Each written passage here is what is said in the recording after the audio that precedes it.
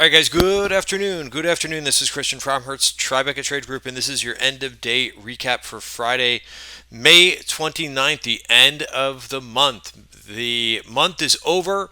We'll talk about that in the weekend member video. We'll talk about, we'll do our P&L review for the month, and we'll talk about strategy for the month going forward, and so on and so forth. But just really impressive the market action today, and overall, just really pleased how the month went.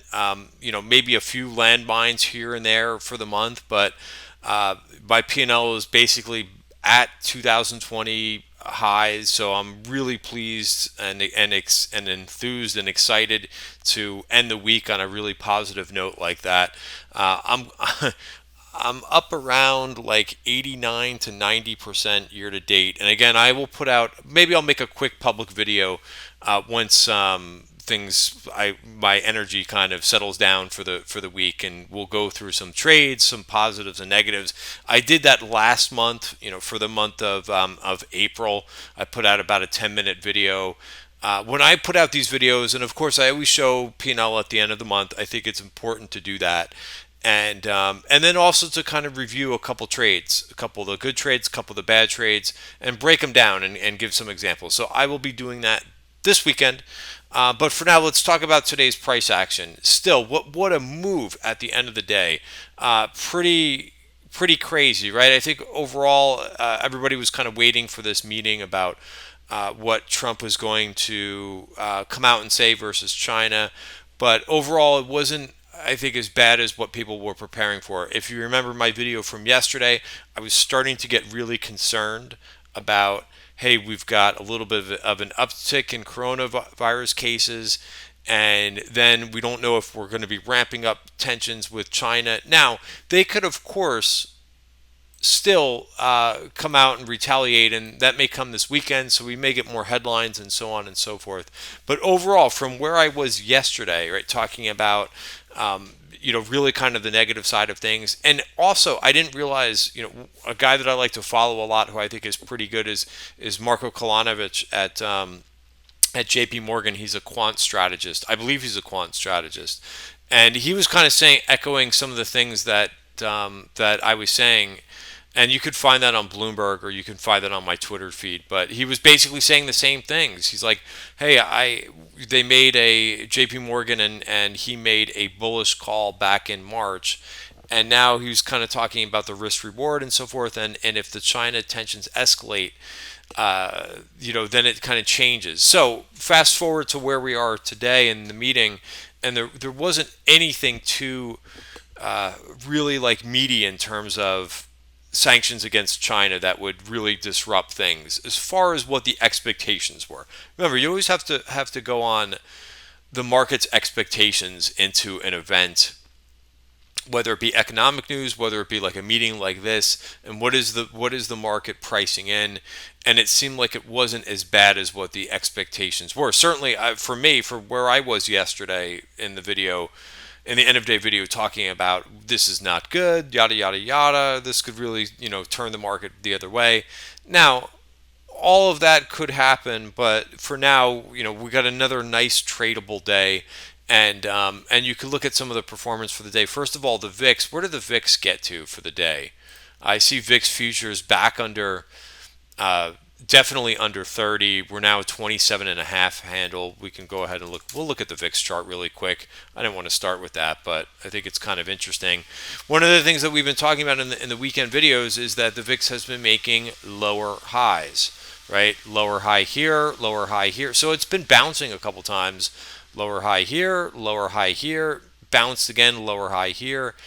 I don't know if you would call it a bounce this week, but it just seems like, it's the volatility has been coming out. Could we get another bounce at some sort? Of course, but just kind of reading the chart as it is. And the sectors that we saw today, really some of the momentum groups accelerated in the last hour. I mean, I was getting alerts on, I always have alerts programmed in my trading system. And I was getting alerts on all kinds of stocks going off. Cloudflare was one, Akamai, just basically I'm just alerts that I had set from like a couple weeks back were starting to go off. So of course the Chinese internet names, they got some relief. They were, I believe, your best performing group on the day. Let me refresh my list for the day. Yep, they certainly were. And then also, of course, the cyber names. We'll talk about Zscaler in a minute. But again, the software names, hot, hot, hot, hot. The semis. So again, tech. So before I go into Zscaler and some of the trades that we made today, I think it's just kind of interesting to note one of the points that I was making earlier is, everybody, including myself, mentioning the word rotation earlier in the week. But sometimes I think what we're seeing is basically just a move into some things, but not like a total rotation out of the growth and growth versus value names, right? So one of the relationships that I've been talking about now for probably a couple months is this relationship between growth and value, and growth has really outperformed. But every once in a while, you're going to get a knee-jerk reaction when something changes in the market a little bit, and value is going to outperform. So I'll back this up and look at the whole relationship, but this is just the price action over the last 9 days. So going back to not last Monday, but the Monday before, value outperformed because I've got small cap value in the numerator and small cap growth in the denominator, and you could see this was a big move. It seems like it's happening on Mondays, right? Because of either there's some drug news out about possible hope for a vaccine. So this happened with Moderna. This happened with Novavax. Am I pronouncing that right? But nevertheless, we're seeing that. But it's not just straight like every day value is going to outperform, and then all of a sudden thereafter, basically growth has outperformed. So it's kind of like a little bit of a catch-up trade where people are. And my take is that really people are not positioned, have not been positioned in the banks. They haven't been positioned heavily in the travel and leisure names. So it's a little bit of like a move back into some of those names and a little bit of a rotation out of growth. But at the end of the day, this is still the trend, is that value is greatly underperforming growth. And you could see it's kind of getting up to a trend line, and every time it does that, it kind of stalls, and then growth takes over. The other thing to note about some of these names is a point that I was making earlier was that it's very difficult for names to turn and get out of a downtrend. So bounces are fine, and that's what we've seen now in the regional banks a couple times. Bounce and fade, big fade. Bounce again, and we'll see maybe this time it sticks a little bit, rather than reverting all the way back down. But it's very difficult, again, I'll say it again, to get names out of a downtrend that have been underperformers for a while. On the other hand, what happens with growth names? If they're the stronger names, like, so this is the software ETF. Dips, they do dip and they sell off a little bit. Here was one on this VPOC takeout, sold off in the middle of the week and bounced right back. So it's pretty impressive if you just observe what's been going on. When these names take a breather and there's a little bit of rotation out, it creates the buy the dip mentality comes in, and these names do not stay down very long. So they're very resilient, and it just shows that. I can use a couple other terms here. I think it's a lot of like animal spirits right now in stocks. We know that the sentiment is running hot, but it seems like whenever these groups sell off a little bit, they're being bought up. So the takeaway from that is it kind of tells you, number one, that there's a lot of strength in these names. Number two, and that's where people want to be, there's probably still is some cash on the sidelines. The fact that they're getting bought up that quickly, there's some FOMO and people are waiting to kind of get back into the market. So so the $1 million question, how long does this last? I have no idea. I continue to kind of do what I do. And as Herb Brooks says, the 1980 Miracle on Ice coach, manager, basically said, play your game, right? So while I still think that sentiment is really hot, I think we're continuing to trade well and find some good opportunities. So even though my performance very good for the month, very good for the year, it doesn't mean I'm not having losers. Like I got stopped out of a couple trades, and I think as I'll go over in this weekend's video about P&L, I definitely no doubt have had some losers. I even had one or couple that stung a little bit this week. This Lamb research looked like it was going to break out, and it kind of, maybe it's another shake and bake because it did finish up 2.5% on the day, but I stopped myself out because it went below my stop price 270, and I'm okay with, like, little losses are fine. Another name that I stopped. So again, I always talk about the bad first.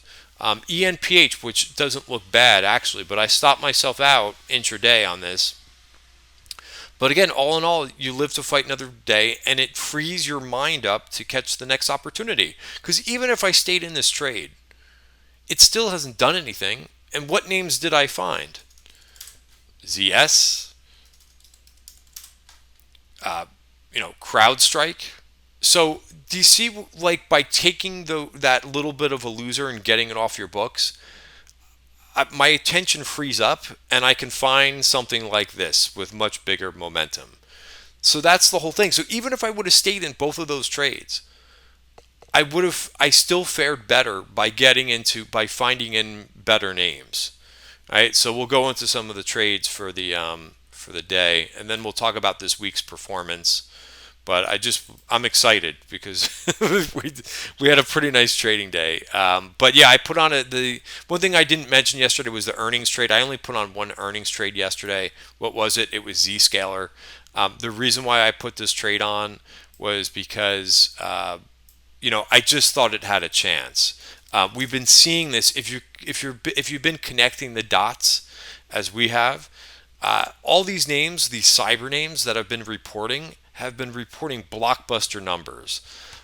So it just made sense. Even Zscaler didn't have like a great history of earnings performance.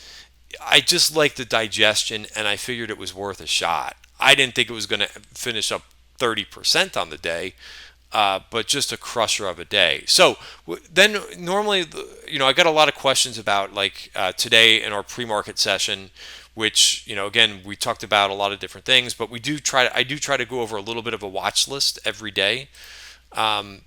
Names that somebody asked me today in the room, where do I get my watch list names? How do I set up day trading? Well, basically, I do research when the market's closed. Also, if something like Zscaler happens, usually there's a chance that you're going to get a follow-through move in names like, other names that are strong. I mean, this CrowdStrike has been so strong, and it gave another little shake and bake. A test back to the top of value, and look at this thing. It's up 10% today. So this was a name that I had already positioned in because, again, I think for earnings, half these names, they run into earnings, and then sometimes they're a little bit of a dud on earnings. Now, I don't know if that's going to happen, but in my opinion, there's no reason to wait to the earnings on Tuesday, because a lot of these names, if there's a decent short interest in them, there's a chance that shorts are going to cover. Or if it's just a name that has a lot of momentum to it, it's going to continue into the earnings print. So it's a lesson. Again, everything that we're going through is for information purposes only, not giving any advice or recommendations. But one thing that you may have picked up on over time, if you've been trading for a while, is that you don't necessarily have to wait until earnings. Like, if you want to get into a name, pre-position the week or 2 weeks before a name reports earnings, because it's so much easier than trying to deal with an unknown event. You don't have to even deal, like, I may not even hold this into earnings, or what I'll probably do is roll a position, and that's basically what I did today. So if we go over to trades, you're going to see I would position in this CrowdStrike, I think either on Monday or maybe it was on Friday, but I got out of this for $7, paid 5.10, and then what I did was I went in and I just bought stock. I'm like, you know what? I don't want to mess with the options right this second, because again, I'm only going to hold till Tuesday and then make another decision.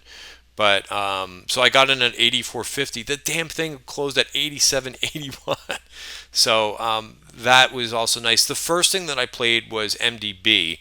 Again, thinking the same along the same lines. MDB is software slash cyber, and look at this thing go up 7.6%. Closed on the high. Closed at 232. I unwound this thing because again, I want to play smart. I unwound it at 230. I paid 219. This was a day trade. And the thing ran up over $10 and it closed on the absolute highs. But again, regardless, I want to play within my lane, and there's no need to really take a ton more risk into Monday. And we talked about a trade because these Mondays have been gapping up. We talked about a SPY trade too that you could put on if you want a little bit of exposure. But the last 10 minutes, I'm always busy when we rally like this, trying to take as many trades off.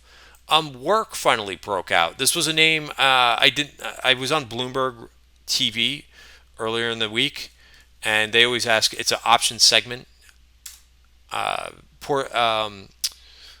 I go on. I'm sorry, I can't speak right now. There is an option segment that I go on. They do this at 3:10 or 3:20 every day with Abigail Doolittle, and the name that I pitched was Slack. So Slack was up 7.7% today. Really nice to see that work, and I did take a target because that name also reports next week. Should be another interesting week next week. By the way, where's my Slack? So it's 34.60. Closed at 35. So really nice. This is just a target. So again, taking profits into some things. We saw some big call buying, and I hadn't taken a target all week in it since we saw a big dip call buyer in this name. So I forced a target there as well. So that's it. I mean, really nice. I wonder what Coupa did because I peeled out of a trade. I made some money in Coop. Oh, it didn't. This one didn't close on its highs. Still up 4.8%. So again, a lot of momentum in these names. Names that I'm watching for next week that had option activity. We talked about Uber. The New York City, which I'm very excited. I'm actually in my New York City office now, but.